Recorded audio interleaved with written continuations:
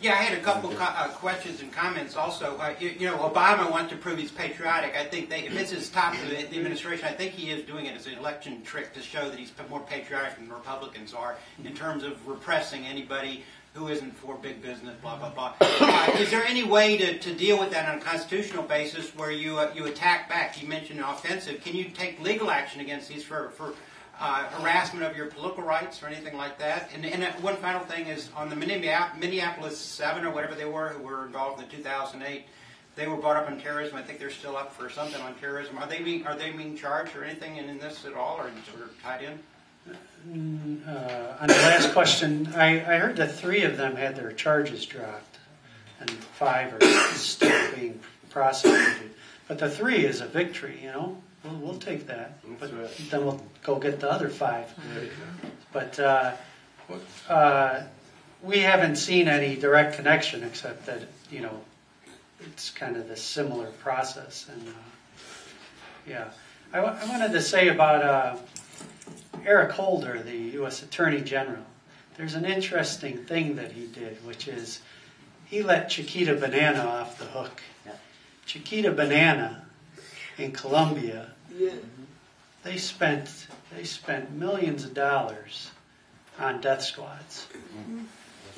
They shipped using banana boats rifles and bullets to Colombia from Central America, and then they directed those death squads to kill the Union. And the lawyers, I know one of the lawyers who's trying to. An American lawyer who's down there trying to gather cases. And he says there's definitely over 1,000 families that had loved ones killed. Mostly men who worked in the banana fields and were the leaders and were leftist of the Union. And when I say leftist, I mean like, when I was down there, I went to an oil workers meeting, and it was just the part-time workers, so just a small segment. But there were 1,500 people, and they were all leftists. There's no question about it. They all were chanting against free trade. And any one of those workers, if you approached, they could tell you what it was and why it was bad for them, you know. But Chiquita Banana made a deal with the U.S. government, with Holder himself. And the deal was this. They would admit to their guilt of arming, funding, and directing the death squads that killed those Colombian trade unionists. Terrorism. And that was the law that they were looking at. That this was the right-wing paramilitary, the AUC, that carried this out. What was the solution? Was it to prosecute CEOs and lawyers who work for Chiquita Banana? No. The solution was, and this is sickening, they gave $20 million, half the profit they made in those years. They gave $20 million to the U.S. government to right the wrong. The Colombian workers' families have gotten zero, zilch, nada. Not a penny has gone to those families. There's nobody has said they're sorry we killed your husband, your brother, your son. Or some of the women, I'm sure, were killed too, you know. But that's the Justice Department. That's Eric Holder. And he claims to be coming out of the civil rights movement. I don't think so. Really? I've never heard. Yeah, a number of us have mentioned that, you know, this is an attack by the capitalist system, how rotten the system is, exploiting, driving our wages down, putting us out of work. And many of us in this room believe in an alternative system, the system of socialism, where people work cooperatively for the benefit of all. And this is true for your organization, Freedom Road Socialist Organization, and a number of us here are in Workers' World Party. And I think it's no coincidence that right when our two organizations are coming together and strengthening a relationship, a comradely and collaborative relationship, that they would try to come after one of our organizations. I think they want to break that alliance up. Yeah. I think they want us in Workers' World, which I think is large. You know, we're all very small groups, but we may be a little larger than yours. They want us to be in the mindset that well, maybe Freedom Road, maybe they're a liability, you know? Maybe if we associate with them, they're going to come after us, and maybe They're going to come shouldn't. after us anyway. Maybe we ought to, you know, we got your back. We're not about that. That's right. Solidarity forever. Solidarity forever.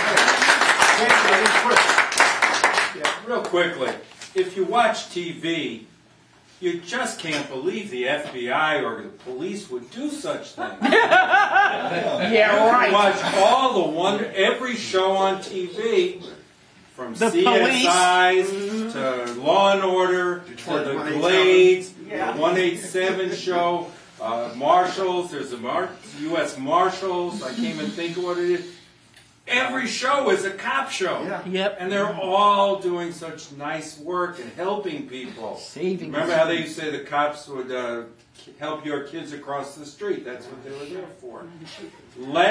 That's propaganda of the most subtle and insidious type. And it weakens you when they do come to your door because you're thinking about this show you saw last night.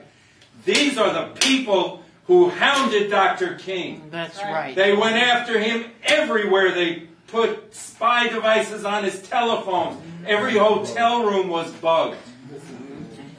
Over and over. When they had something, they thought they had something on him, they suggested he commit suicide. When he wouldn't do that, they sent information to his wife. These are the people who hounded and set up and murdered Black Panther Party, young people in this country. That's right. Murdered them. This is a terrorist organization. Yes. Kevin mentioned they killed Abdul Lukman here right in Dearborn, outside Detroit. A peaceful community leader. The FBI has not changed its stripes. And with the Obama administration, it doesn't matter. The FBI is the secret police, the terrorist secret police of the United States. That's right. And Wall Street, bankers and the corporations, and they are hateful, and they don't go after the Tea Party. They don't go after those people who came out when Obama was in Arizona, and they came out with guns to a protest outside the Coliseum where he was. What would happen if we went to a demonstration with guns? Christ. So when they come to you, have no illusions. Right. Think about Dr. King and how they hounded him and slammed the door on him. Well, I just wanted to echo a little what Martha said. If the ruling class thinks that by this action, directed against Freedom Road Socialist Organization will cause Workers' World Party and its member organizations to recoil in horror and have nothing to do with y'all, well, that's already backfired, okay?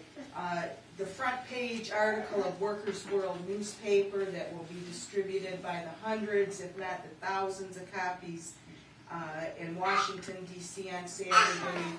The front page will feature, a strong denunciation of the raids and what happened.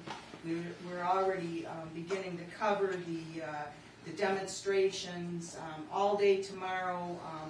The final day of putting this issue of the paper together will be a catch-can basis with everybody, pulling together to make sure we get as much coverage of the demonstrations in this issue as we can. So we have our own propaganda, and we are going to get that out as far and wide as we can, especially at this demonstration on Saturday in Washington, D.C. And our solidarity is totally with the members of Freedom Road, and we Absolutely. have that.